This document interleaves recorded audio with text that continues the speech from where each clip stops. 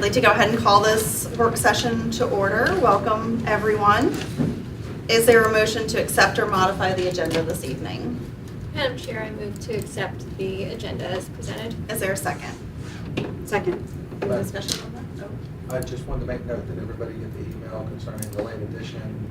On the consent agenda. On the consent agenda. Yes. To clarify that. All those in favor, aye? Aye. Opposed, no? All right, moving on to the consent agenda, and as Dr. Bellinger just mentioned, we had a late item added to the consent agenda this afternoon. That's for the approval of the overnight Skyline High School band honors trip, which will leave to Blacksburg tomorrow. They'll come back on Saturday. Is there a motion on the consent agenda? I move to accept the consent agenda as presented. Is there a second? Seconded. Any discussion on that? All those in favor, aye? Aye. Opposed, no? Great, thank you very much. Moving into the action items this evening, the first one is going to be the second reading of policy JO. Before I have Mr. Smith come up and speak, is there anyone from the public that would like to speak on that item? Mr. Smith?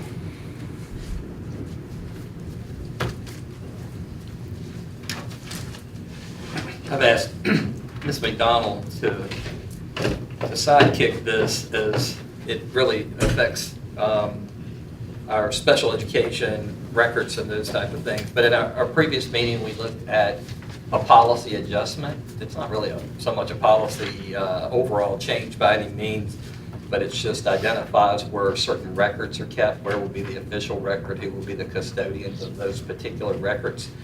And Ms. McDonald had brought it to my attention that we needed to adjust how our records were kept, that the original, the special ed records and those type of things, the original should be with the original file.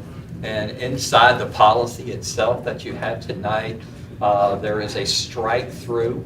There's a box in there with a strike through of what we currently have. And then she had added in where we would like to change for the who would be the custodian of the files and where the files would be kept.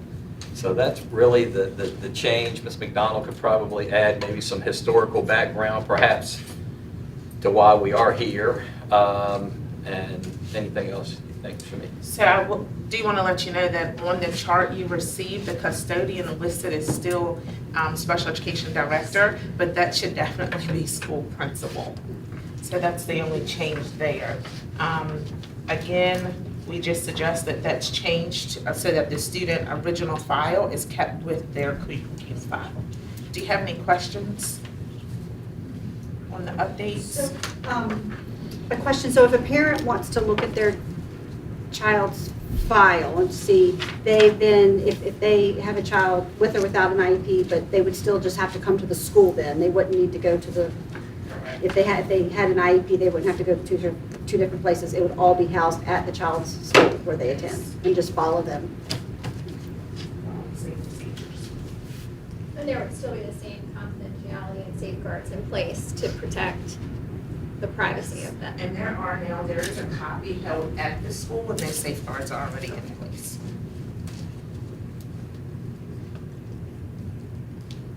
I think this was the second reading. Are there any other questions for Ms. McDonald or Mr. Smith on this? Thank you for clarifying that. Next up, we have the third reading of the 2024-25 school calendar. Before Mr. Smith speaks on it, is there anyone here that would like to talk about the calendar this evening?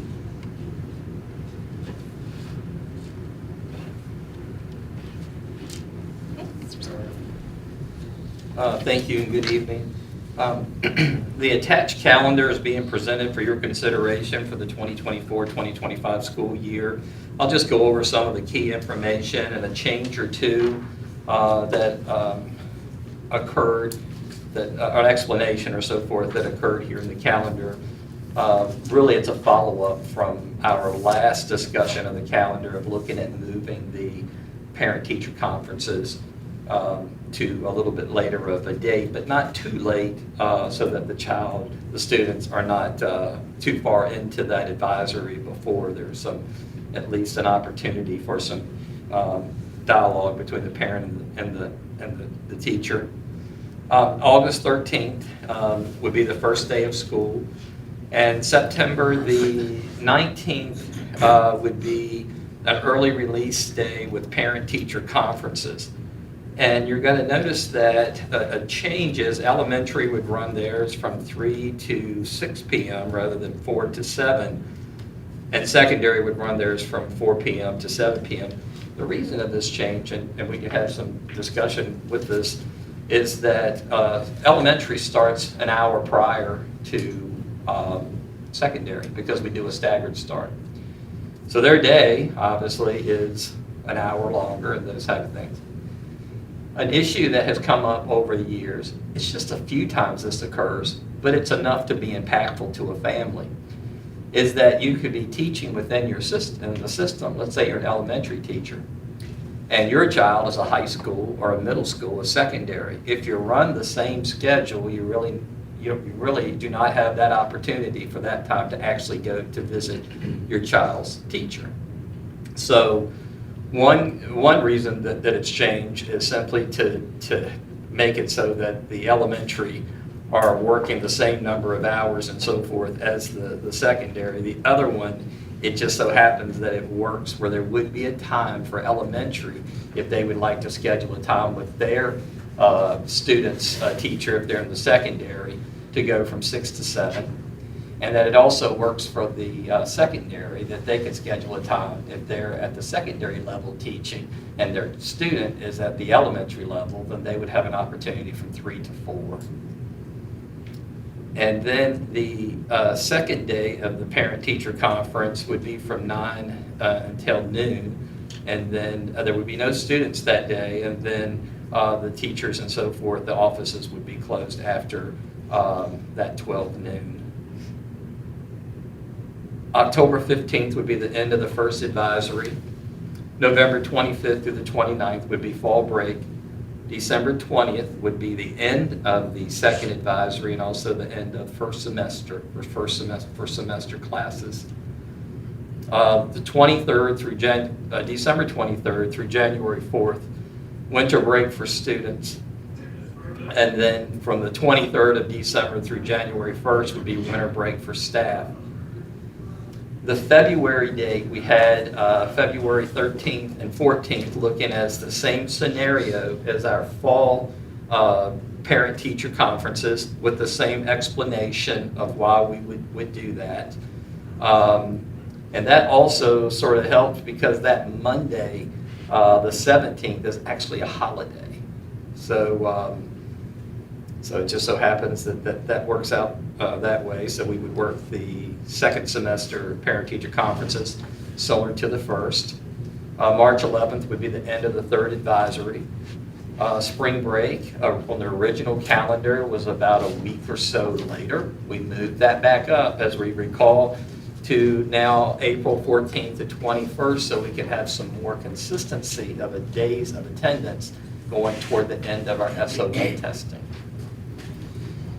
May 22nd will be the last day of school. So this calendar currently would reflect about 1,038 instructional hours. By the state, we need to have 990 instructional hours.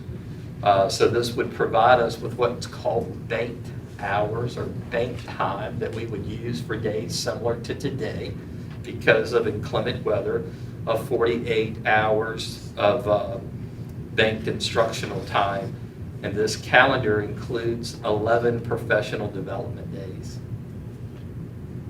A calendar, to be honest with you, it's difficult to get everything they need. I have received comments in regards to go back to either a professional day after the advisory on October 15th and also on March the 11th.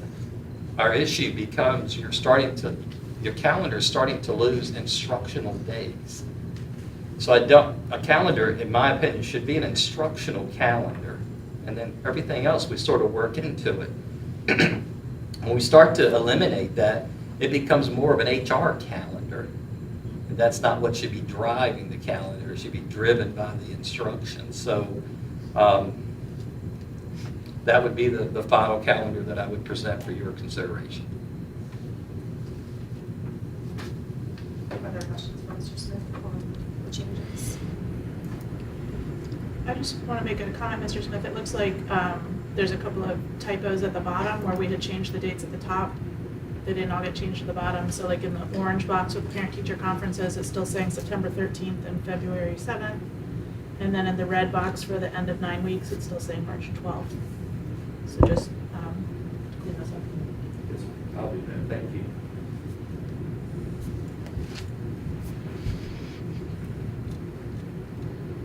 Any additional questions on this evening? If we feel good about it, I'll take a motion.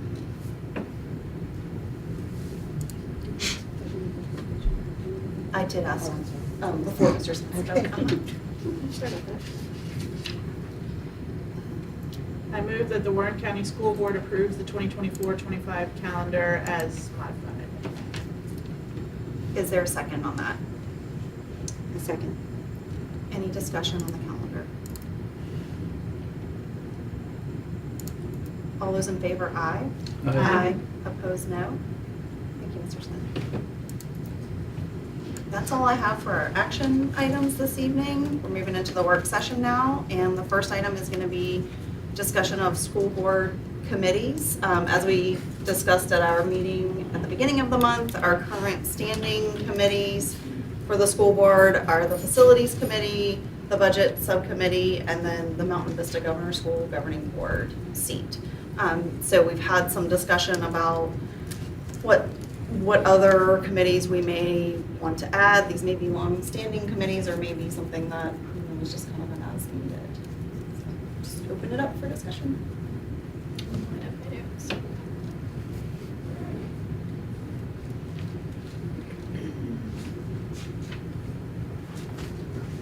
Okay. So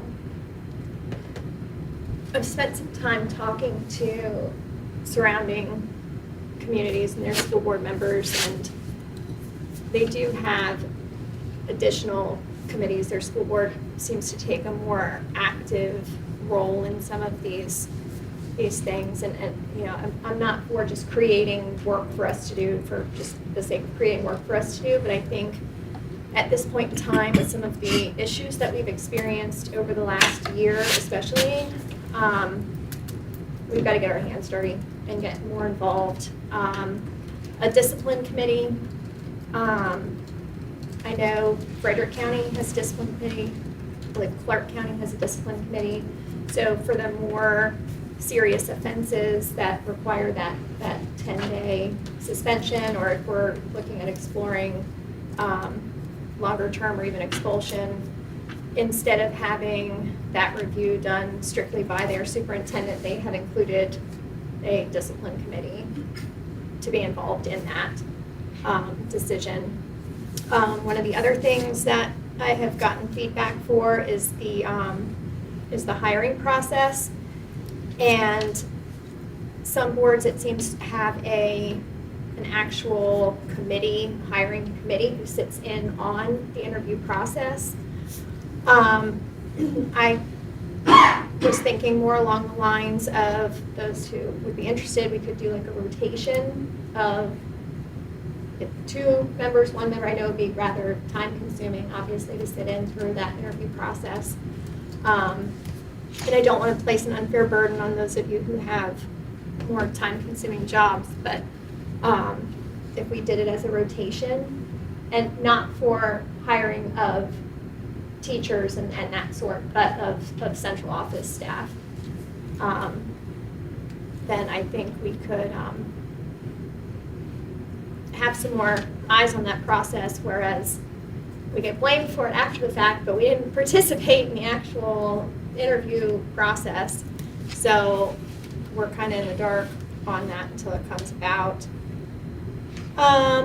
And then the other avenue that I would like to see is I'd like to see a grievance committee, a standing grievance committee created of 2 board members. So that way we can start dealing with some of these grievances right away before they've exploded and just snowballed into something bigger than it needs to be. Any problem when it's left to fester and it's not going to go away. It's going to continuously get bigger. And we need to have some sort of means for pupils, parents, and personnel, not to bring back the COVID PPP terminology, but some way for them to have their grievances heard while they're still small enough to be fixed. I think this would help with retention of employees. I think it would help with resolving issues that parents have with their students or grievances that they have with staff. Just a means by which we can open communication and allow everybody a chance to be heard, because people like to be heard. And I think that would be an adequate way to go about doing that. And then, of course, I also do want to see a Parents' Bill of Rights created so that we give parents the knowledge of exactly what their rights are. I view everything through the private market side of things, and I see this as a customer service-based business. I know it's government-run, but I think we can provide better customer service, and that starts with teaching parents specifically what their rights are, what their rights are not, and the proper processes by which they go through doing that. So I don't know if that's something that you would like to have done through a collaborative committee, or if that's something we want to have staff just draw up. If we maybe want to send out a survey to parents, to teachers, I would like for it to be an inclusive process that gets feedback from everybody who wants to give that feedback. I know there are certain drafts online, but I'd like for this to be very specific to what our locality needs. So those are my thoughts.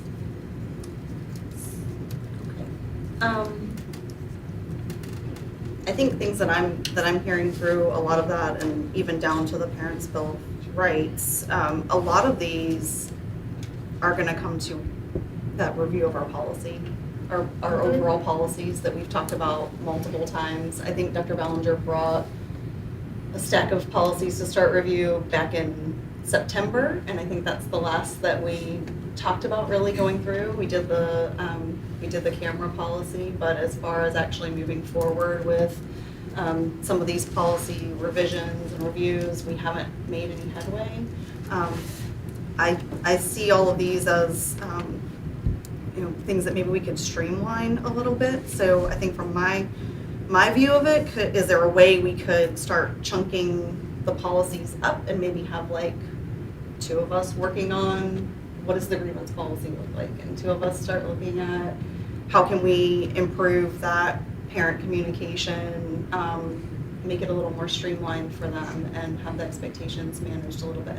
I guess I'm wondering if through this sort of committee discussion, could we make a little better progress with that at the same time? I mean, so to revisit, like with our policy review, the issue that I had with that is, number one, we're in the middle of an election where there was potentially going to be a new board majority. So it seemed wrong to start that conversation before we knew. We knew at least Ralph was leaving us. So there was that. And then the other issue that I had with that was the way in which our attorney decided to take that on, or was directed to take that on, was just go through it, I think spending way too much money, starting at A to Z, start at the front of the phone book and work your way all the way through. And I had used the analogy at the time, like, you don't stop and sweep the kitchen floor when your house is on fire around you. Like, we should be able to dive into these policies that needed our attention.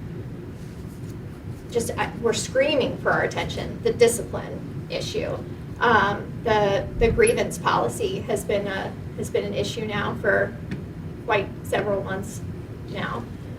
We should have been able to dive into those head first. We've got policies layered on top of policies on top of policies. They conflict each other. We actually have a policy that makes a reference to a discipline committee, but then we got rid of the discipline committee. So Well, that's what I'm wondering. I'm like, okay, can you, Right, like, you've so it's- identified Right, different yeah. points. Could we, like, I think it could Chunk be, that I think it could out. be chunked Oh, out wow. during, like, we can establish these committees as we're rewriting the policies, but I think this is an urgent matter and we need to dive in head first and get started on this.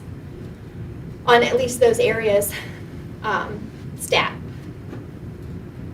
So I also looked around at our neighboring school boards and their committees, and I looked at the 7 closest ones, which is the surrounding counties plus Winchester. And I found that 4 of them don't have any standing committees. One had 3, one had 5, and one had 9 listed, although at least 2 of those are advisory. So I don't know that we necessarily are out of step with the other surrounding counties. I also looked at when they have discipline committees, it looks like what they're hearing in that committee is only expulsions and appeals of suspensions, which currently those in our policy go to the full board. So if we wanted to set up a discipline committee, and usually how they do it is they have 3 members on there, and if it's unanimous, then that decision stands, because that would be the majority of us anyway. If it's not unanimous, it could be appealed again to the whole board. So I'm open to that, but I'm not sure that would really, I think it's like what you were just saying, I think it's really our policies, like, and with the HR, there's not a spot for us in policy to be part of those. I'm not sure if we should be part of those decisions. I think that's a little bit over our scope as a school board.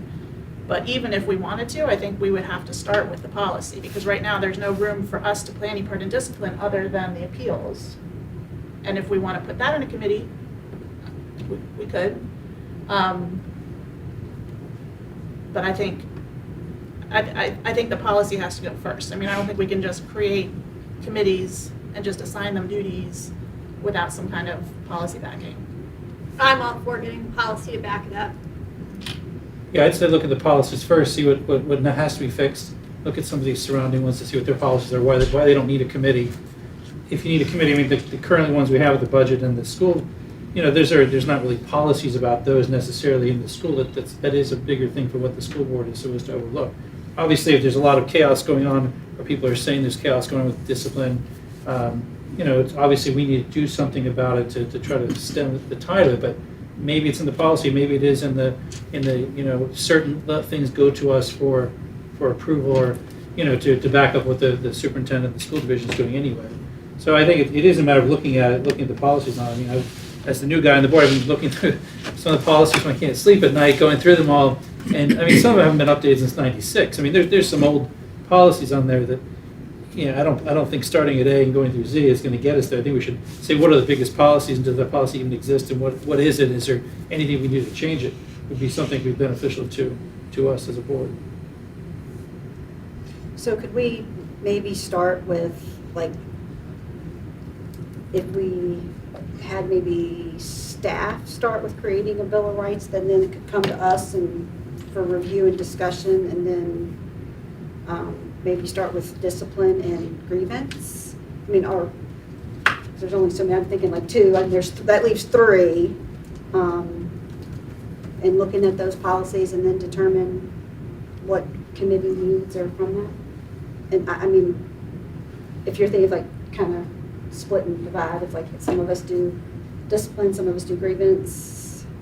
I just feel like we're not actually doing any of the things with the policy Yes, I'm reviews that we speaking keep of the talking policy, about. right, So yeah. we just said, like, these 2 people are Yeah. trying to figure this out, and I don't know, maybe dividing that way, I don't know.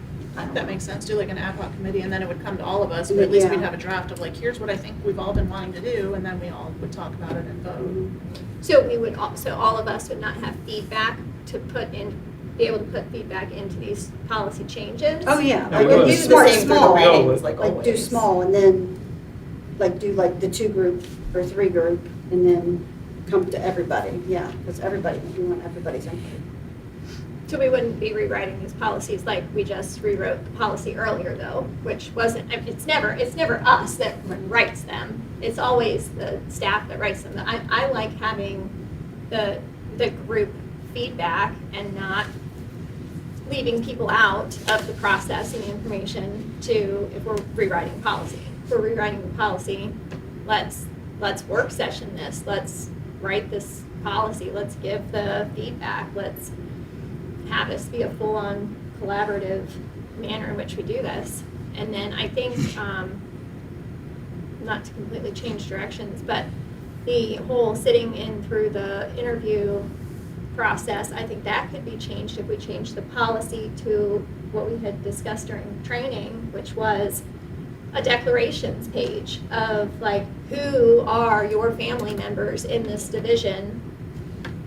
So that way, we're not finding out these things after Yeah. the fact. That's easy. So that would be, I think, an easy enough policy change there. So are you saying like, as, instead of doing small groups, just kind of start with one and work through it and go to the other one of these top ones? How many policy changes does our staff think they can handle That's at one right. time? I guess would be a good question. I think we've said like the discipline and the grievance process, at least to me, those are the biggest two for me, right off the bat. So if we start off with those two and then, Yeah, see So how, one see thing I how- will note to the board is that the professional staff grievance, that's state law. So what is listed in policy comes straight from code. So, you know, there's, you know, when you look at it, it's just straight from the Virginia code. Maybe I'm Now, not, there's the support grievance that is different. So, that's not what I'm talking about. I'm not talking about the actual formal grievance. I'm talking about, I guess maybe we should call it complaint, is what we should call it. Because like I keep referencing with all the time with this, oh, we have a 10-10-10-10 policy. You've got a problem, you've got 40 school days before anybody's gonna touch it.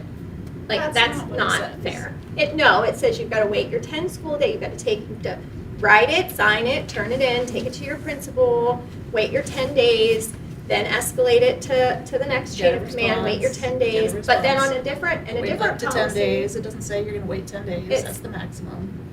I'm not saying it can't be rewritten, but I think you're exaggerating what it says. It can be, It doesn't but then say if we wanna turn look it at in, the wait other 40 days for a policy, response. that one conflicts with that other one. So it's, you've got your layers of different things. It should just be streamlined and just a simple, easy process.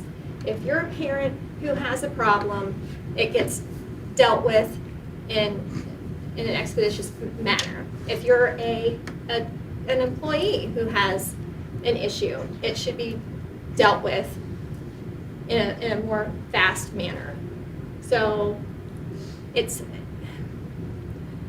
it has to be frustrating to the people who have issues when they can't get to us for 40 days, for 40 school days. I mean, we're looking at 6 weeks. I just think we would have happier parents, happier employees if we could just get these things dealt with a little more quickly. I think also clarifying what the expected response is. I've had some recent conversations with parents, which I won't get into here, but I think sometimes just knowing what the response is and how much you might end up knowing about another child's discipline, which is basically not anything at all. And same if there's a teacher or personnel issue. I think sometimes, you know, the expectation of a parent or anybody is that you're gonna know a lot more than what you're legally allowed to know, but just saying that up front. Hey, these are the steps that are gonna happen, and we wish we could tell you more, but this is what we can tell you, I think. Which to me, that's where the Parents' Bill of Rights would come in very well. Like, you have a right to know what your child is in trouble for, what their punishment is, and what the process is. What you do not have a right to know is what has been done to another child. Correct. So if we just lay all of that out there very clearly, I mean, does anybody love the manner in which searching through policies works right now? Like, it's, No? Okay. Can't say. okay, yeah. No, we need to review, update them, I think we all agree on that. so where do we start? So do we start with, We won't What's use the the word consensus? grievance because the official grievance process is dictated from the state. We'll call it there's a complaint. complaint? Complaint resolution. We're gonna start with that one? and discipline. And in the process of doing that, maybe that would be the easy time to start compiling our list of the Parents' Bill of Rights, because we'll be working on them one at a time. We'll just make the Parents' Bill of Rights, the way that I envision it, is bullet points, really. It's a quick, fast reference point where you don't have to read through pages and pages of documents. It is simple language written out, here are the facts. Probably put some links in there to some of these forms. Policies and all Yeah, the policies. that would be Or great, whatever in yeah. there. And I mean, we could do an employee bill of rights as well, so that they know, you know, you have a right to speak in a meeting, you have a right to, what do you have a right to do? What do you not have a right to do? Let's make it really clear so that it's the same for every school, and everybody just knows what they're entitled to, what they're not entitled to, and how to do the things. So you say you've seen some drafts of this somewhere on the internet? Is it other- Yeah, there are a lot of different versions that are. I think that would be Around. beneficial to have something for us to sort of like look at and see what, Mhm. just how it fits into. Do we have any, because I don't think we have anything like that that's currently in place. No. So even just where does it go? How does it look like? Template. Is it the opening page on the policies or whatever? So I think that would be good to be able to visualize what you're talking about. Be good to see that. So recap those three. Complaint resolution, discipline, and then also during that process, start with the Parents' Bill of Rights. Correct? Yeah. Sounds good to me. And then would it be reasonable to have this then at our February? Yeah, we can bring that and you can start, one, we'll have to see if there's anything out there. And what, if you have districts that you've looked I was at gonna say. and you could please pass those forward, then I would appreciate that.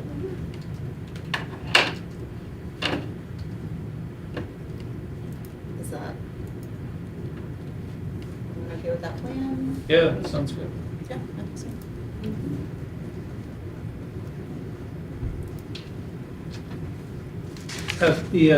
I think you mentioned some of the other some of the other counties have different committees. Did they make any reference to, oh yeah, after we started this committee, amazing things happened, or was it more, I mean, the one thing I wouldn't want to give a lot of committees is have an oversight. I mean, we hire people to do the jobs that they're doing, you don't want to turn it like we're micromanaging the thing. Right. So that's bad all around. So in my current job, there's sometimes people trying to create committees over what I do, and I'm always like, it sounds like they're unhappy with me or something I'm doing, and it's fine if that's the case, but it is a matter of if the policies, which is one of our main goals and jobs that we do, could be an easy way to sort of fix both ways, and then just say to the people that work for it, say, please enact the policy as we came up with it. So, but it would be good, even some, if we have any connections at other places, even if they do have a committee, how frequently they meet, whether it's actually moved anything forward or not, or whether it's just more paper pushing or whatever, it could be good to know. I mean, I'm all for giving more time, but if it's measured or how it's going to work out, would be better. Right, it has to be worthwhile. Yeah. And I know one of our neighboring districts has a lot of committees, and they are trying to shrink theirs down. Okay. But the discipline one is, and we'll see how it goes. So, and it's not that trying to micromanage. I mean, quite frankly, if as a child you had to go in and meet with 2 school board members with the administration, I mean, that may be the scared straight moment that they need. And maybe that becomes part of the policy. If it gets to a certain level, they do something, or Mhm. third time doing it, maybe that becomes part of the policy of how to do it. And then you mentioned briefly just about the HR and the just kind of declaring relationships within the school division. I mean, I think that's something that's really, Do that that's without easy, That's Yeah. that's simple. easy, that's That's just simple. something that we We can just ask for that. Mhm.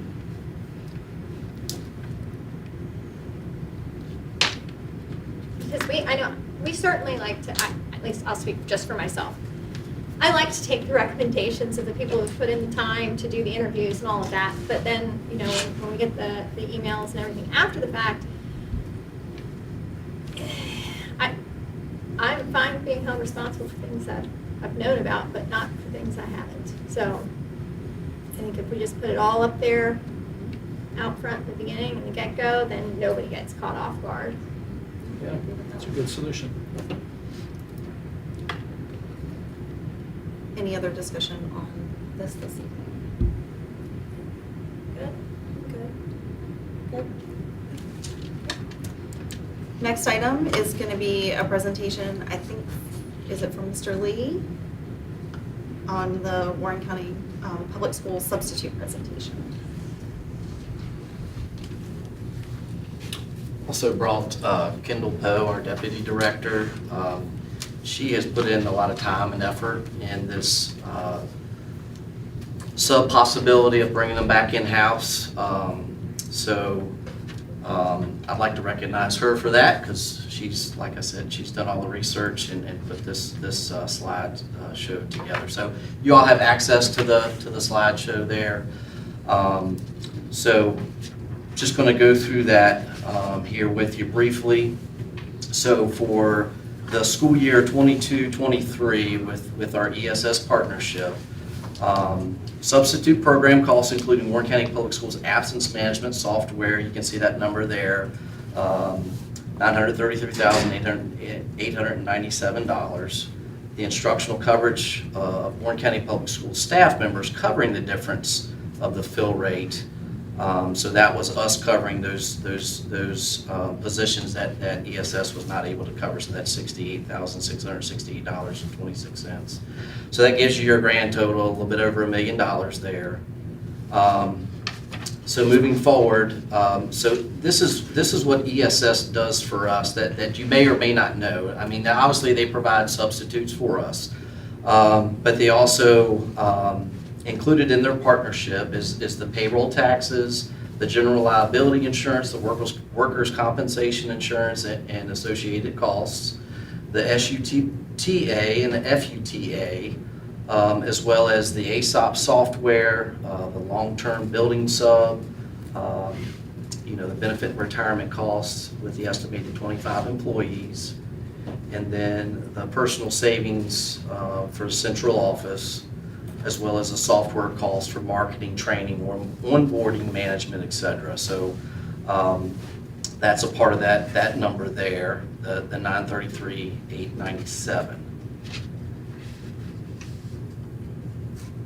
So looking at the fill rates, I mean, I know there's been lots of questions about, why we can't cover certain sub jobs and why we can't get subs all the time.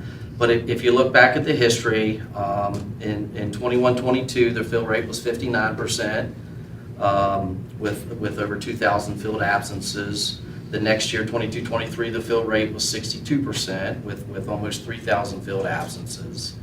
And then as of December 20th, right before our Christmas break this year, their fill rate was at 72%. And you can see our filled absences have gone up every year, and we're already up to over 3,000 filled absences at the halfway point of the school year. So, sorry, let me just stop you for a second. Are you saying we've already had more absences this year than last year, the whole year together? Like, are these, the first two are for the full year, or they're just through December? So yeah. School year? Yes. So we have that more absences. That's what they're saying. Like, We could have 6,000 absences, I mean, if it That's not double what it. we see in the absence rate. right? Like, Yeah. that's Again, these how are I the math that. filled absences. Right, but that means they were absent. Correct. 3,200. But they're filling a higher percent, so we maybe didn't have a higher, well, we still Yeah. I mean, don't. there's still. Because it's only been half a year. That's just, Yeah, those are filled, so that means they were at 62%. There were 4,000 absences though. So if but they this were- is 72%. Yeah, they were talking about just from August Mhm. until December. Right? That's what you're saying. So there were total, like, a little over 4,000 absences for that first semester. Correct. and sorry, my ignorance in this, but when it's not a filled absences, if there were 4,000, what happens to the other 800 absences? What goes on? They're generally covered in-house Okay. with teachers that have a planning period or sometimes combined classes. Instructional assistants. Sometimes our instructional assistants cover the class that might be assigned to an inclusion classroom. Is that where the additional money, do they get extra money for doing that? Yes. Okay, Yeah, that was the. that was that 900? Yeah. Okay, thank you. The next slide there is just the rates, the updated rates that were approved for this school year.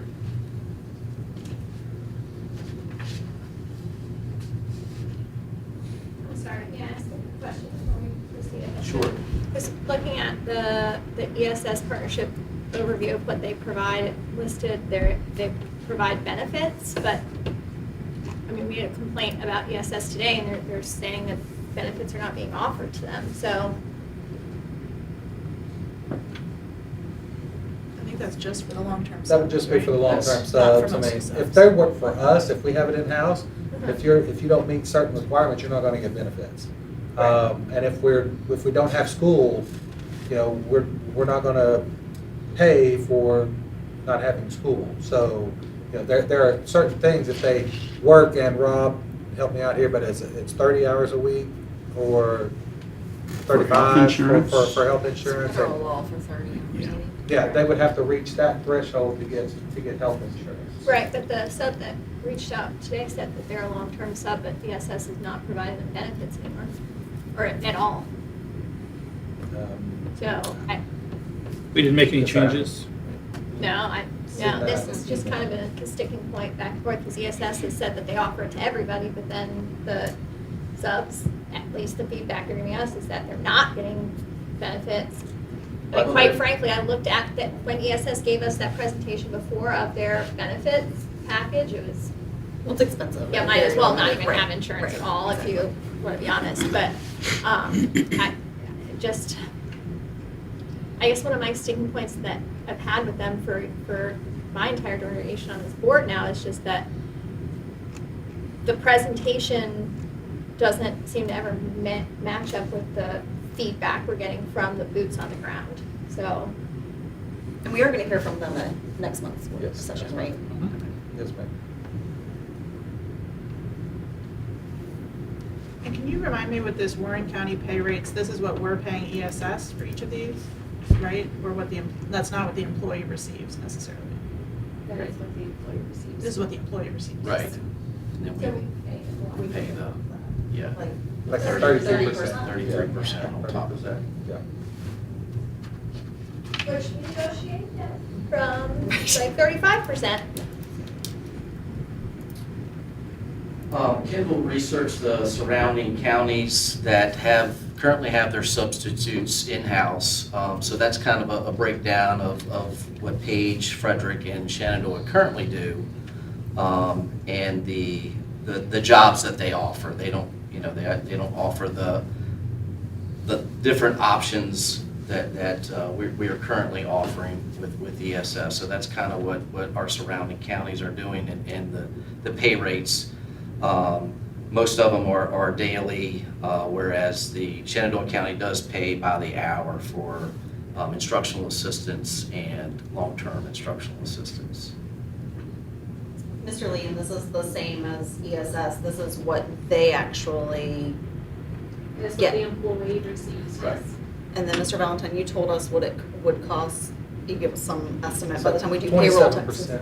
27%. Is that what you're asking? Yes, what, Benefits. What our cost is, what the That's what we divisional would cost pay. is? 27% above that. If they receive the full VRS package and all of which, I don't know our substitutes would. It would depend on if they work the required hours in order to receive that, correct? The 30 It would determine if we gave them a contract and it was a covered position. Yep. But even if they didn't, we'd have to pay more, maybe not 27% more, but we'd still have to pay more for like taxes and stuff, right? Even if they didn't get benefits? If the 7.65% Social Security taxes, and there'd be a small amount for workers' comp too, but the big part of what we pay is the VRS, the retirement.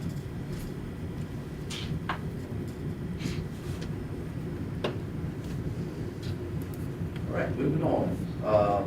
So our thought is if we brought subs back into our school system in-house with the HR staff, this is the request that we would have for our what we feel our staff would need to appropriately run a subsystem within our school system. So we're requesting 3 additional personnel, one being a supervisor, which would be someone on the teacher scale, but based on a 12-month or a 230-day contract with a $10,000 base supplement, and looking at, just throwing a ballpark figure out there if they had 10 years of experience. So that would be their pay there, the $92,675. Then we would ask for a coordinator, again, on the 12-month teacher salary scale with a $7,500 supplement. If that was based on 10 years of experience, that's where we got the number, the $90,175. And then an administrative assistant on our current assistant grade 7 pay scale at step 30 would be $54,672. So the amount of money for those 3 additional staff, the budget would be $237,522. And that's been, through conversations and research that we've had with our folks at central office. I know, Buck has a lot of experience because he did that before we had ESS, so we relied heavily on his experience there. We actually met with Shenandoah County and talked with the HR director there just to kind of get an idea of how they do things and how they sustain the substitute process within their county. Other budget items we would request would be for recruit and retain would be $5,000, office supplies $1,300, training we would ask for $3,000 for that, and then the frontline software, we would then have to pay ourselves since ESS that's covering that now would not be doing that. That would be that $72,000 amount there, which gives you our total of almost $82,000. Mr. Lee, can I ask a question? What is the reason for the $10,000 and the $7,500 stipends if that's their? That's on the pay scale for those supervisor or coordinator positions on the teacher salary scale. Okay, it's just what takes it up. Yeah, so it's above down there at the teacher bottom and it scale. says Okay. supervisor 10,000, coordinator 7,500. So those would be stipends for doing those roles. Can you share with us like what kind of tasks the supervisor and the coordinator would each be doing, like in general? Yeah, I mean, the supervisor, I guess in my eyes, and Kendall and I have talked about this, they're going to have to deal with personnel issues. If there's a situation that they have to go deal with, they're going to be the individual that has to go out to the school and deal with some of those unfortunate circumstances that they're going to have to deal with on the personnel side. And just overseeing the whole process themselves from top to bottom. Coordinator would be mostly responsible for like the trainings and things. Both individuals would be, would hold that recruitment role. And I know, we've kind of planted the seed with ESS about this possibility, and they're extremely willing to work with us to make that transition if that's the direction that we go. So, hopefully the recruitment and retainment piece would be a good situation for us because, they're basically just going to hand over the current subs that we have. And of course, the administrative assistant would help juggle all the office tasks that needed to be completed and followed through with, along with calling those late sub requests that we get sometimes where ESS really struggles, during that 48 to 24-hour window. They're going to be the ones showing up at 6 a.m. and making those phone calls because, you know, they're gonna know that somebody had a sick kid, is not gonna be able to come into work late, you know, last minute call. So they'll be kind of on the front line of helping fill those late situations. And you have to remember, they're also going to be interviewing everybody, background checks, trainings. You know, it's, and, you know, these people will also, you know, they could be utilized also as well. So it's part of helping to fill and when we need that. So, but there's, you know, one, you're looking at, ESS has currently, how many substitutes? Is it 35, 40? So you're Not looking. counting the building-based. Yeah, so not counting? Correct. So, Not counting. so counting the building base, how many do they have? 50? So you're basically looking at, you know, how many employees we have over at Warren County High School? I mean, you're looking at another whole school of staff members is what you're basically, so equate it to that. But these staff members are going to be in all the schools. So there's a lot of moving parts that's going to go with that, a lot of travel, and just dealing with everything that you have to deal with on a daily basis. I'm sorry. We used to pay a secretary to do this, less than $30,000 a year to do all of this. And now we're talking about paying $237,000, I'm sorry, I won't even go into the other $80,000, $237,000 in administrators to oversee at most 50 I would employees. like to propose that we up that to 150 to 200 subs. That way we have full coverage is what we would like this program to grow.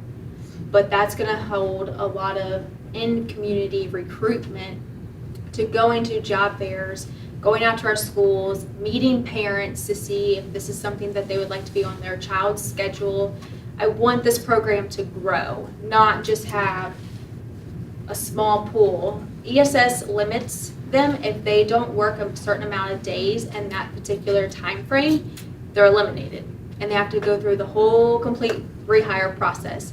We would give them a whole year, communicate with them at the end of that year to see if they're still interested to be on that list and work with them that way. But we're looking to retain these individuals, grow the program, and hopefully get them into a full-time position in our schools if that's what they desire. I 100% agree with what you're saying right there, because the feedback I've been getting from the subs for 3 years now is that ESS is chasing them out the door, and we're losing a lot of the subs because of that. But no, I know you spent, we did the meetings with the subs together, and do you remember the name of the software? Remember the one sub was telling us that the ESS software was never working right on her Right. phone, so Yeah, that she was yeah. paying to subscribe to a Just a different one, yeah. to a different software, so is that the frontline one that was not working? No, I think it was something, a separate, like, it was just a generic, I think Okay. I remember, it was like a generic thing that you could download. It wasn't something that was driven through the school system. One of the things I think that is a difference too is, you were talking previously, there was one person in the system, all they did was fill sub positions, but they didn't do the recruiting, they didn't do the training, they didn't do the onboarding. That was all, I'm assuming, left to building principals, left to, I think it's The left to HR that guy right staff. back there. It's left to that guy right back there in the blue Yeah, shirt so- with the yellow tie.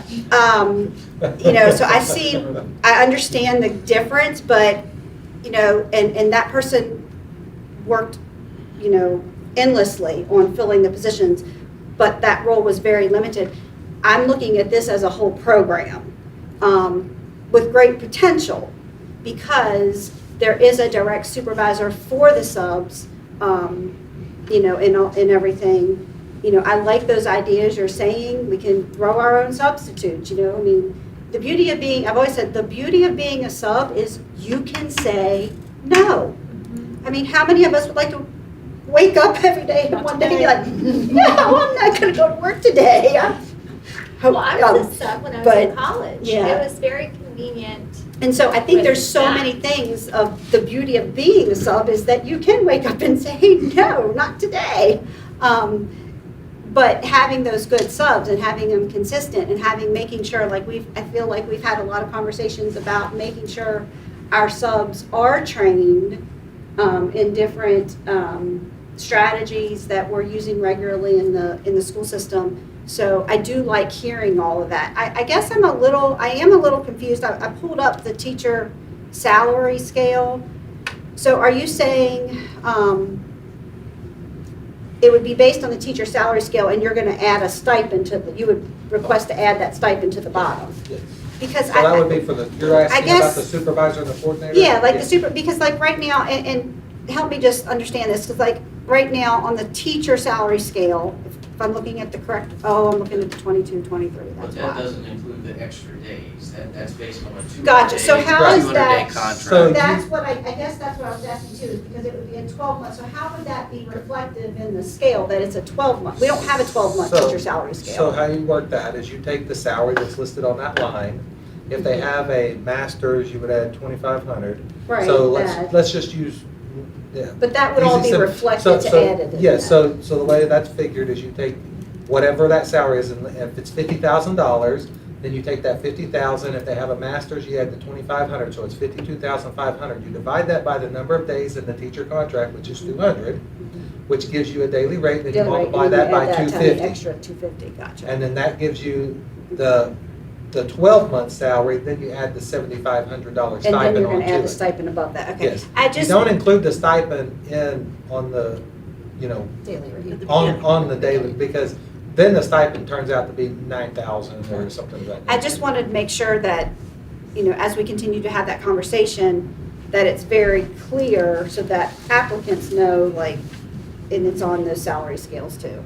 I guess my confusion would be, why do we need somebody with a master's degree to schedule subs? I'm still That's not just- wrapping my brain around it. That's just an example. So That's let's, just, if you have an applicant that comes in then and, you cap them. Like I guess I have an issue, quite frankly, with the way that the whole salary scales are labeled and categorized and everything else. Like, a job is worth what a job is worth. And at some point in time, that job is capped at a certain amount of what it is worth. And I think the example that I have used with that is, my husband is one of the top mechanics in the country, but you're not going to pay him $10,000 to change your tire at any point in time. A job is valued at what a job is valued. So if you're overqualified for that position, that doesn't mean that we're going to inflate our budget to pay for that. It means that your salary is capped at what the job is worth. And I am still struggling with what I am looking at right here with the amount of money we're going to pay out to administrators for this. I don't think a master's degree is required for this position. I have a couple questions. How long ago did we do in-house substituting? When did we run how long have we been doing ESS? 2015, I believe, is when we switched over. And what was the main reason we switched over? There must have been some problem that we thought ESS was going to be a solution. It would be way more efficient. Okay. I mean, it would be way more efficient And to go with a third-party vendor to be able to provide the services, to be able to get to run an effective, efficient substituting program. We basically went to an outside party because we thought it could be run more efficiently and possibly even cheaper. But honestly, the increase of whatever we had between in-house and going to this wasn't the intent. The intent was to be able to run it more efficiently. Has it run more efficiently? Oh, it's way, in my opinion, to be the one who did it along with Ms. Teresa, who scheduled. Yes, because there's so many things that when you're managing, we had 140 subs previously. Now, that doesn't mean, and that's a different time. That's a different time of employment and having employees than today. But to be able to manage that many folks, because you're dealing with, they're your employees. So you're dealing with the discipline. You're dealing with the training. You're dealing with any issue that would come up. And during that time, there wasn't the issue. We were starting to get to the point of where we were having the healthcare reform, Obamacare, and those type of things that then started to impact how we would be able to manage these folks, because it would then have an impact upon our budget with health benefits and those type of things. So from someone doing that, yes, it's run more efficiently. The thing that you would lack in those type of things is really that person for those particular folks as the substitutes to be able to reach out to and have that conversation. Because we don't have someone from ESS on a daily basis who's here and those type of things to handle that. So a lot of their issues and those type of things are done either over the phone or through the computer. And a lot of times when you have problems in life, it's just nice to be able to see someone that you can reach out to and have that dialogue and that conversation. That's the part that was lost through the process, but the efficiency and being able to train and taking a tremendous load and burden off of a staff that if you're not going to add more folks to be able to manage that number of people, then you're going to have to go about it in a business way to have someone else manage that level of folks. So that's what we did with ESS. And it's so important for the connection with a lot of these third-party programs and those type of things. A lot of times it is the person from that program who is that connection to your division. For example, with food service, in the past it was Ms. Fox. And then Ms. Kinsley does it now. That person is so important because that's where, to me, really the success will lie with that person representing that company and their relationship with who they're serving. Well, would we expect in this new program, by the way, if we did bring it in-house, obviously you need some personnel to manage it. I get that concept, but would we be more efficient? Would our fill rates go higher than the 72% or whatever? I mean, are we happy with the 72% this year, 62%? Would we say, well, if we ran it in-house, we'd be at a 98% fill rate or whatever? I mean, what are the benefits? Because I jumped to the last slide and it's a big pay raise. So whenever you're going to spend more money, the question is just what are we getting out of it? I understand if we want to up it by, have 150 subs instead of 50, that takes a lot of effort. And like I said, if you brought it in-house, I would certainly agree you need to hire people to manage it. But as far as if we went to it because it's more efficient, if it's still efficient for what it is, efficiency is something that's great in this situation. I don't know why again, the last slide jumps up $1 million. I don't know if it's all worth all that. So how would we be more efficient, and would we have a better fill rate? I don't know. I mean, I would certainly hope so. I know from my experience, from the school side of it, when Mr. Smith was the personnel director, and he referred to Teresa Whitmore, it just depends on your personnel. I mean, Teresa, that was her pride and joy. She had relationships with every single of those 140 subs and knew exactly who to call. As soon as she got a call from one school, she knew exactly within 5 seconds who was available and who she was calling. Do you know what her fill rates were back then? I don't. She stayed under me when I interviewed her at 98%. So she was talented. She kept it all in binders. This was before the day of apps or anything of that nature. And she was a people person. And so she knew that like this sub really liked working with this classes and this schools and this one here. And she could call them, and this person here, I can talk them into it and guilt them into it. And maybe I can put this one here for this amount and this one there for that amount.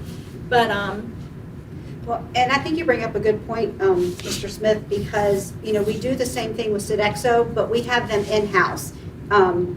Ms. Kinsey is here. Ms. Kinsey is establishing those relationships. If you didn't know it, you're not going to know she works for Sodexo and not Warren County. And I think that's probably one of the biggest missing pieces from ESS currently, and that's what we're hearing from the subs is they're having to leave multiple phone calls, they don't get responses because they don't have anybody, you know, that's here consistently every day that I can call, build that relationship with, Their you pay is know, messed up. and yeah, that for all the issues that they're having. So I definitely, And I don't think they're calling either, which is not a big problem. yeah, I don't know how their call system does it, or I don't know Maybe how they just put that it on the app and it's passive. works, but, you That- know. That's a big problem. So I think there's something to be said about having those people to build those relationships and to keep, and to build that up to 150, 200. Well, and I really like what Kendall said about getting out in the community and trying to make those contacts. We've gotten so many negative emails over the past few years. I'm friends with some subs, and so I've asked them, and the people that I know that haven't complained are people that already have the relationship within that building. So my friends that are subs, they're not going on the app. Like, the teachers at their school know them, so they just text them directly and say, hey, I'm gonna miss, you know, whatever, can you fill my classroom? And so they're kind of just circumventing the whole they're ESS employees, but they're not going on Frontline or any app to do that. They're just having that direct connection. And so their view is it's fine working for ESS because they're really just doing their own thing anyway. So I guess that was kind of my point, because I heard the same. And if we're talking about the payment of the oversight, no, all this responsibility is going to fall to the building principals. I mean, there are building principals who do the same thing as well with the direct contact. So if that's already happening right now for free, just in order to dodge the ESS system, like, I still struggle coming back to $237,000 in administrators. I just feel like that. If I were a teacher, I would. It's insulting to me. I guess and we're one of the only people that outsource this. Just so you're aware, Oh. ESS works with, at least when I checked this last year, with one other county, and it's in Northern Virginia. In this area, everything else is down in Southwest Virginia, but I would think that the big base to tap for subs is your stay-at-home moms. It's your college students who only have Tuesday, Thursday classes and, you know, want to fill in. So if we had 140 subs before, now we only have 50. That right there tells me ESS chased off 2/3 of our staff for subs. I could just add something to that before, because I don't know if this represents something. That period of time, we had 140 and probably maybe 70 would sub, and possibly maybe only 70 would sub on a particular day. When you have a substitute system, you're always trying to load that number because they do have the opportunity to say, no, this doesn't work in my schedule today. So the number needs to some degree, having 50 who are consistent could equal just as much as having 120 who are not. So that kind of sorts to play into it. So that particular number, and I'm not sure that in today's environment of employment in general, are you going to see the 140s? But if you don't have the people out there beating the bushes, providing an opportunity, I believe this, and I won't take too much of your time, but I believe people don't necessarily leave a place always because of salary. I just don't think they did. I think one of the reasons that people leave places is they feel like there's not an opportunity to grow, not an opportunity to improve. Most of the time, a lot of times we say, you know, a lot of us, we didn't run for president. We wanted to be a teacher because to us, that's what we wanted to do, and that's what was important to us. But we want to be the very best teacher we can. And we want to be at a place, yes, that pays us a decent wage, but also invests their resources in us as a person to be more successful. And to feel like that the person, that the company you're investing your time in is also investing back with you. And a lot of time, that's not necessarily through a computer. It's more or less a lot of times through a person. But when you're talking about having 100 absences in a day, that one person just can't be making that personal contact with all, you're gonna run out of time. And that's why if you put together a system, you have 3 levels of a system. You have strategic, you have operational, and you have tactical. Those are the 3 things that you're gonna have. And those 3 positions kind of hit those 3 different areas. So if you wanna have a successful program, it's gonna have to be staffed at a level of the expectation you want it to come out to be. If you expect to have a tremendous team winning a championship, you better have tremendous coaches. You better have tremendous supports in place. But you need to have that personal relationship. When it was in-house, we just did not have the staff, the number of staff at that level who could just concentrate on just doing one thing all the time. It was just part of what your job was. And so by having, if we bring it in-house, it is gonna cost more. It just will. Approximately how many, you said like you had mentioned 100 absences a day. I know we've talked about this at some point. On average, how many do we have a day? Do we know? Well, it depends, I guess, if it's a Friday or a I mean, Monday or. Honestly, I'm just saying, yeah, Mondays and Yeah. Fridays are always the worst, don't do training on those days, but, was it about 100 a day, would you say that's? It's gone. It's gone. I know it was. Monday and Fridays are the worst, historically. And as far as the number of days that people are off compared to the past, I would say it has increased the number of absences that we have off today compared to years ago. But I think that's also reflective of our time. And not just hours in Warren County, hours, we're not like unique in the sense of being out on island by ourselves of trouble. We're normal, and we struggle with this, other counties struggle with this. You know, I do see an increase in absences on all those other days as well, Tuesday through Thursday. Our personnel has also increased from that time as well. We are adding more and more positions, more and more benefits. They're gonna take the time off. I do comparisons each month to show last year's data of absences versus this year's. And it is significantly more, but then we have more personnel at this time as well. ESS is a business. They don't have a lot of business in this area, as Melanie mentioned.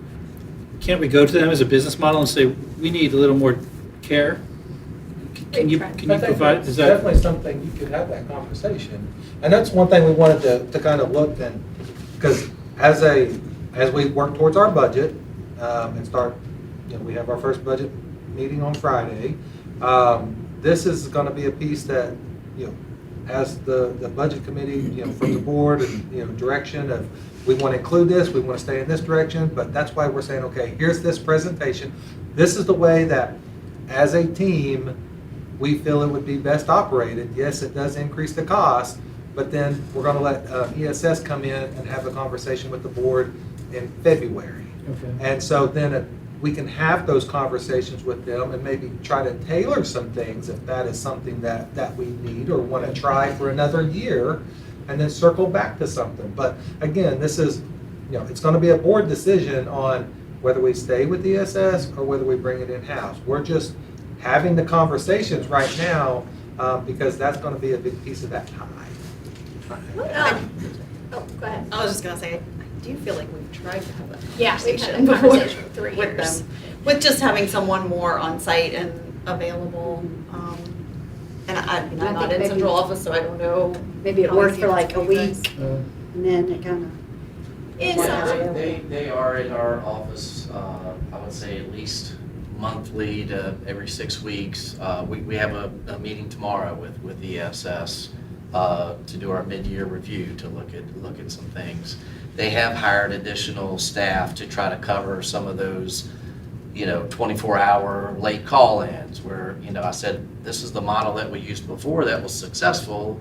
Teresa would call and get these subs. So they're trying to model some of those things. They're sending their people to be MANT certified trainers. So they can train our, as we've requested this year with some of our sub situations. So, they're willing to work with what our needs are and support each other in that role, absolutely.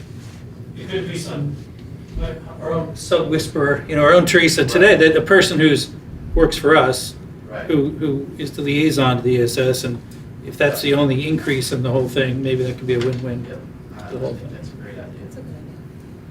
So I love that you're putting all this time and effort into doing this, and this is a work session, so we are just brainstorming ideas. Ballpark secretary at a school makes about what? Rough estimate. You're looking at 35 to 40,000. That's kind of what I thought. So if we're talking about personal relationships make for an easier time filling subs, we could essentially hire an extra secretary at each school. And each secretary could have, because if there's 100 absences per day total for the whole district, then if you chunk it out, that's not too many phone calls to make on a smaller scale, right? At a per school kind of a scale. For me, I want to see this come in-house, and I want to see it come in-house for cheaper than $237,000 in administrator cost. If you want the one-on-one, face-to-face, it's harder to tell somebody no when they're looking you in the eye and you're saying, can you please do this? Can you please cover this class just for today? Then if they're getting that phone call, the other ideas, thoughts that have popped into my head are along the lines of, if we need somebody that's just making the phone calls, that could be work from home is all the rage right now. That's something that we could look at, and you can pay less for somebody who's staying at home making those calls. The other thing that popped into my head was with the ESS people. How much are they making? Like our ESS rep who is doing all this already, I'm willing to bet they don't have a master's degree, and I'm willing to bet they're not making $90,000 a year. How much are they making? What are their credentials? Are we going to overpay for somebody to do essentially the exact same thing? Granted, I want to see it done better as well. I think we can bring this in-house for less than this. So, can you make that happen, please? I hear you that you want the secretaries just to fill those positions, but what about the recruit, hire, retaining, training, the disciplines, the complaints, like, who would see that? How many hours a day are we talking about? Like, aren't we taking the subs that are already trained, right? So we're starting off with 50 already.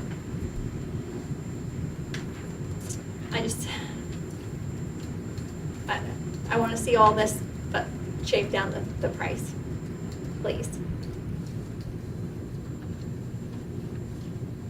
I mean, I think maybe part of the problem is you get what you paid for. So I think we went to ESS because we didn't want to hire these 3 positions back then when Teresa retired.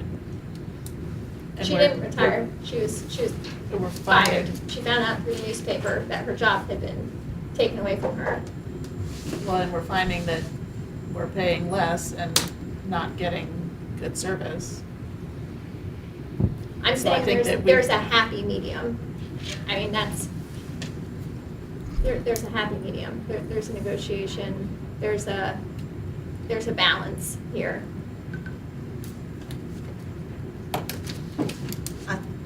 I thought Tom's idea of, you said you're talking to ESS tomorrow, is there a position that could be created that just is the face of Warren County Public Schools that has the direct contact with the ESS subs that we have? I mean, I don't know, maybe that's a go-between. I mean, they must be I mean, I making wanna some see money more. from us, right? Yeah. I mean, I don't know how much you pay. 30%. I mean, they're making a bunch of cash. They should want to do something to keep our business. If they know it's on the line, they've got to, unless they just are too bureaucratic or something, but they are a business, so they should want our business. Particularly, I mean, again, if every school system in this area had it, you're just another one and who cares? But if we're sort of the only one in the area, we could become the front runner and be able to tell Frederick County and Shenandoah and say, hey, you guys should use this. This is a great program. We could be the sales pitch for it, theoretically. But if right now, I mean, the reason we went to it was we thought they're more efficient. If now it's like we're growing weary of this thing, we're losing subs who are well-trained because they don't like management, and it's your management, we need to fix that. I mean, again, if they're in business, business people should do, if they're worth anything, they should be able to come up with some solutions. That's how I see it. But I personally do think an in-house would be better. I mean, when I learned about the food service being out, I'm like, talking to the lady who runs it, she seemed very, everyone knew who she was. That's like a perfect mix. But that's very common in a lot of institutions having, so they could come in and take care of the food. If this is sort of a unique situation for us, and it's causing us a lot of trauma and keeping us, the quality of education for our students, if that's decreasing because we don't have any people teaching, that's a problem for sure. I don't know if it's worth $1 million, $800,000 more, but it's something to look at to say we should definitely look at different ways of getting there. And of course, you guys are in the business. You deal with this every day. We're just looking at it from 30,000 feet. But I do know, being in the business world, if someone came and says we need to work some deal out because we want your business, we want to have this relationship. I think there's a way of talking to someone in upper management that money talks, they say.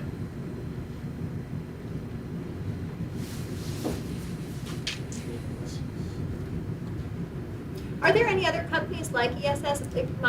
Where are their headquarters? It's down south, right? New Jersey, I thought. Yeah, that's right, it is. It's New Jersey. Yeah, thank you. So my personal thought would be that maybe that's part of the disconnect in the problem. Like, are there other ESS equivalents that have headquarters locally within an hour and could have better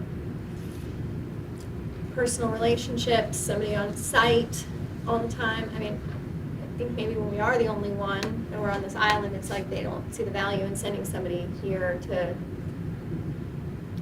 do it, but.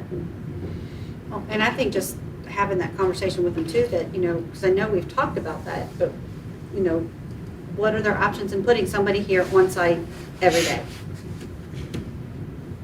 That way we have that person, the model with Sodexo does work well. So might be a talking point, something to cover us for the next year, see how it works. That's, if they give a little bit, we give a little bit. I'm guessing they know we're, very closely looking at ending our, business with them. And I agree with Mr. McFadden, if you're running a business, you don't want to lose your people. So I feel like we could have maybe a little bit of an upper hand right now to say, hey, this is what we need. This isn't a new point. We've had this discussion, I know, for the last 2 years that I've been here. We need to see some action from them.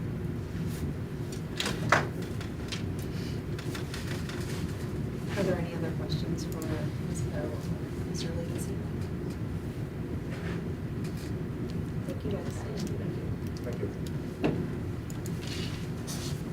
Next up this evening on the work session, we have the Specialized Programs Coordinator contract.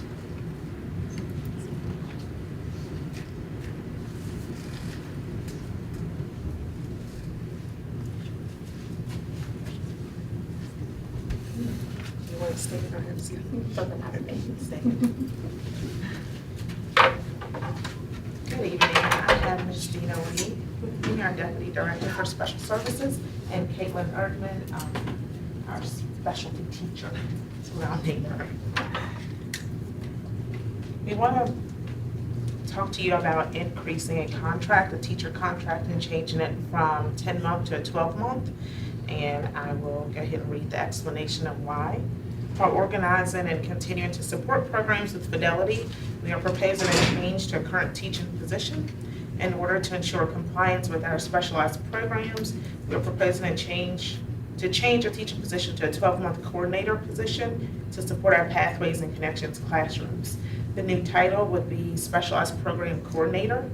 Please see the job description that is attached. We currently have a teacher supporting these specialized classrooms full-time. This position is an integral part of the special education program. The current staff member is an expert in supporting students with autism and the use of our alternative curriculum designed for students with significant needs. Transition IEP development and implementation of instructional practices to include both behavior and academic. Currently, we have 2 specialized classrooms in need of support. With this staff's help, this Pathways and Connections classroom at LFK that was in need of support witnessed positive changes. So with this classroom at LFK, there was a teacher change, and that teacher went to another position. So Caitlin was able to go in and help support the new teacher and onboard her with all of the practices needed to be successful. The classroom is up and running. Students are showing improvements in academics and behavior. Staff comments and observations of the positive changes heard amongst the hallways and in the school community. The Special Services Department would like to provide this level of support to all of our specialized classrooms. Having a staff member provide the necessary support is integral to the success of our most vulnerable students. Please consider changing the teacher contract from 10 months to a coordinator contract of 12 months with a coordinator stipend.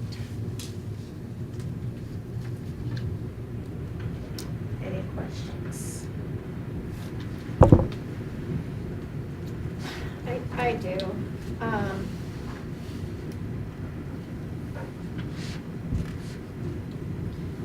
So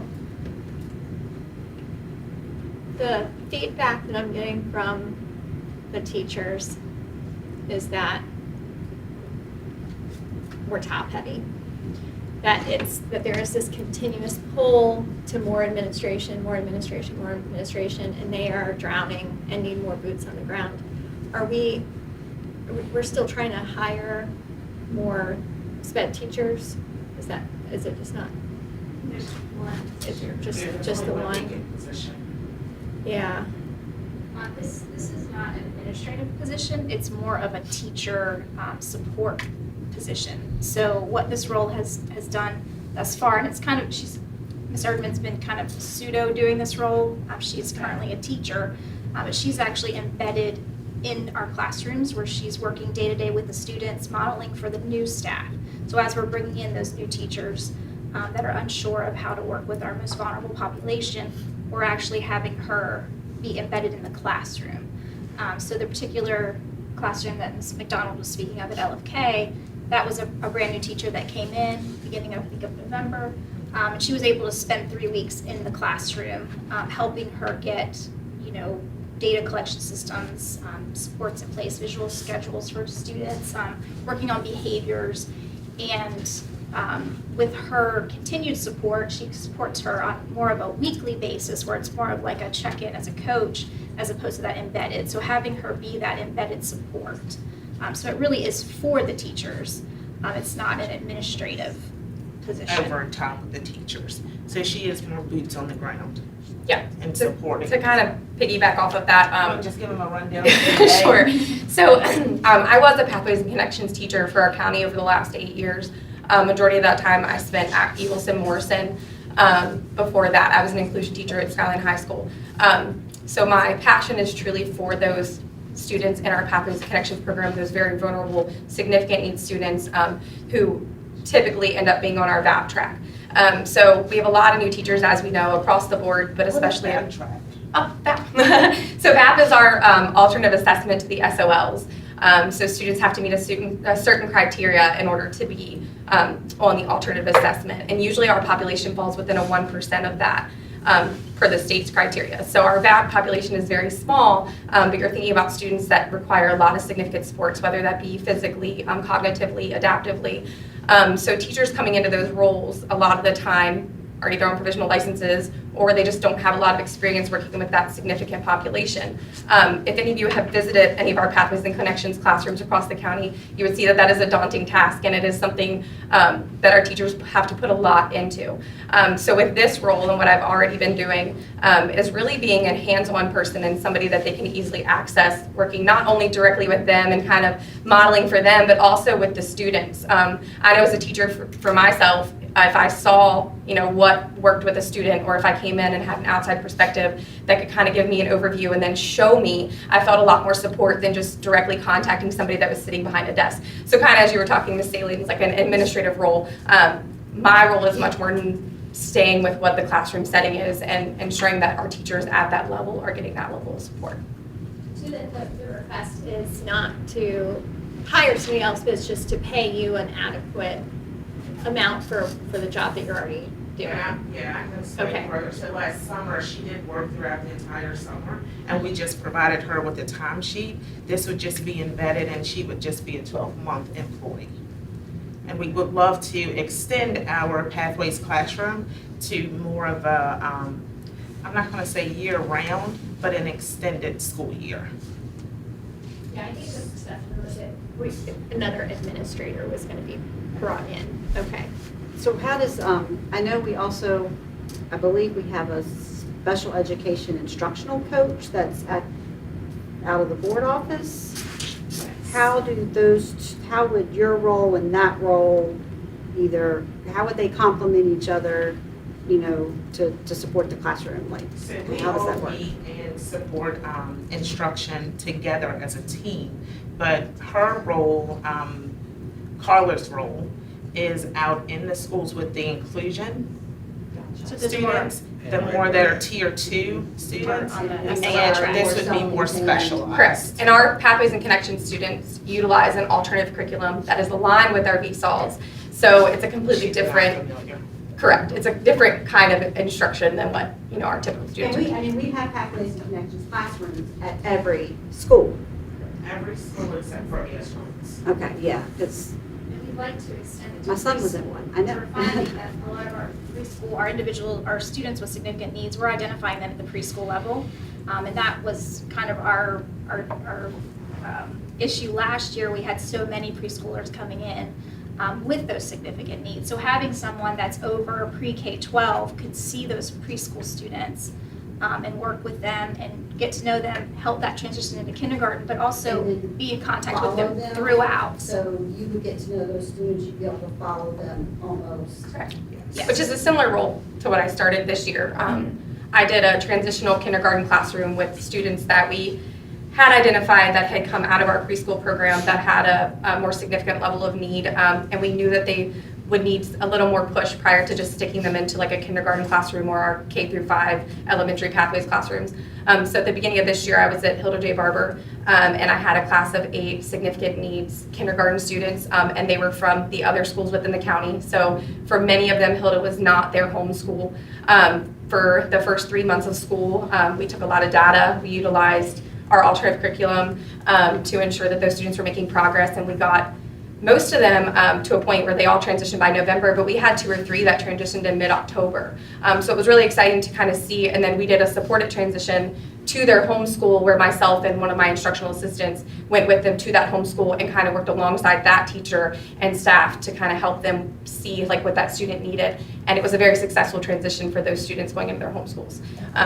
So do you have an office with you all, and then you just push into all the schools where needed? Sort of, yeah. She has a space in our area, and when she goes into the school, she just stays in that classroom. And, sorry for all the questions. No, you're fine. You don't have an instructional assistant currently with you, so you would Correct. be working with the instructional assistants that are assigned to those classrooms? Correct. Okay, gotcha.